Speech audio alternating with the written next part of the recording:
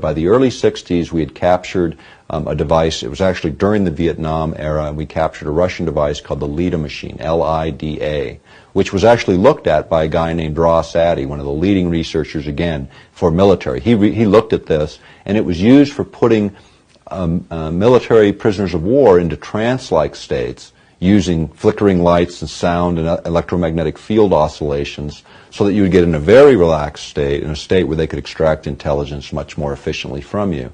And that became a whole new review for military technologists in this country, thinking maybe we can use electromagnetic fields to manipulate what's going on in the brain.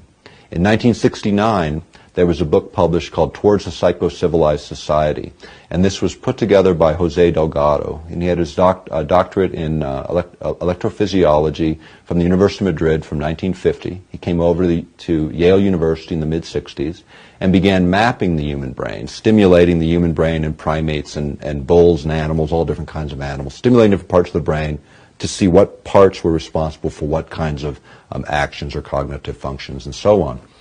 So what he was doing in those days, in the 60s, was he was implanting microcircuits, and then, or not microcircuits, circuits, and stimulating them with RF, radio frequency energy. So one of the illustrations or photographs shows a charging bull coming at him, and he throws the switch, and the bull stops right in front of him. Well, by the mid-'80s, he figured out you didn't need any implanted technologies. All you needed to know was how to modulate the right frequency. And the energy density, the concentration of energy, was 1/50th of what the Earth naturally produces.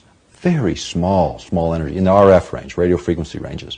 Now, compare that to what's around us right at the moment. At the moment, there's 200 million times more radio frequency and energy around us in any urban area than there is naturally produced by the Earth. So a huge amount, and out of all that background noise, what he found is by hitting a precise window frequency with very low energy concentrations, he would pick that signal out because it was coherent, not like nature all over the map. It was a coherent rhythmic signal in a very precise frequency. The brain would pick it out, and he could change behavior from lethargic to highly active, back and forth, like switching on and off a light switch. Let me ask a question right here.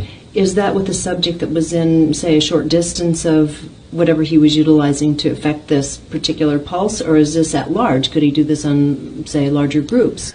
You could do it on an individual basis or a very large basis. In fact, if you go back to the work of J.F. Gordon MacDonald, he was a geophysicist at UCLA, and he was a science advisor to Lyndon Johnson. He wrote a chapter in a book called Unless Peace Comes, and the chapter was called How to Wreck Your Environment. But within that chapter was a section that said, if we could ever learn how to electronically stroke the ionosphere, this layer that begins about 30 miles above the Earth's surface that's electrically charged, if we could ever figure out how to electronically stroke it, he said, to get it to send a signal back to the Earth, we could affect the behavior of people over huge geographic areas on a hemispheric basis.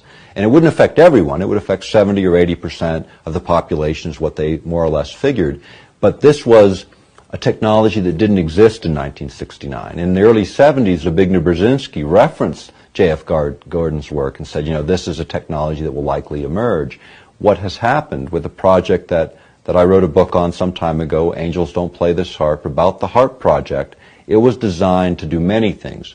As a side effect or a deliberate effect, this can happen. The fact is they generate the right kind of signal in the right range to override brain function. And that you can kind of look at the brain in sort of this way in terms of predominant brain activity. 1 to 4 hertz or pulses or vibrations per second. This is where you are in your deepest states of sleep. The next range, approximately 4 to 7 hertz. This is the theta range, the theta range. This is where you are between awake and asleep, when you're consciously aware of your dreams.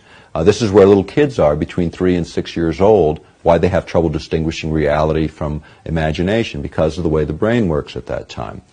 A little bit further up, you have the alpha range, 7 to, say, 11, 12 hertz in that range. This is where you are when you're in the zone, when you're doing your art, your reading, your research, when you're really focused. That's where you want to be. And then above that is the beta ranges, where people should be when we're actively having this kind of a dialogue. And then high beta is where you are in your agitated states. If you think about affecting the brain by analogy, similarly to dialing a radio station. You know, when you dial through the radio station, most of the energy is just static. You're static between the stations. When you get on station, you get resonance, harmony between the transmitter and receiver, and you get a nice clear signal. The same is true in the human body and the human brain. Whether you look at it at an elemental level, the elements that compose the body, or you take it all the way up to the organs of the body, you can create modulations, oscillations that will override the brain's natural rhythms. The brain will entrain or lock onto that external signal and begin to mirror it. By putting this coherent signal in. Right. Coherent, meaning rhythmic, not random. Right. And so it's not so much the amount of energy, it's the way the energy is manipulated. And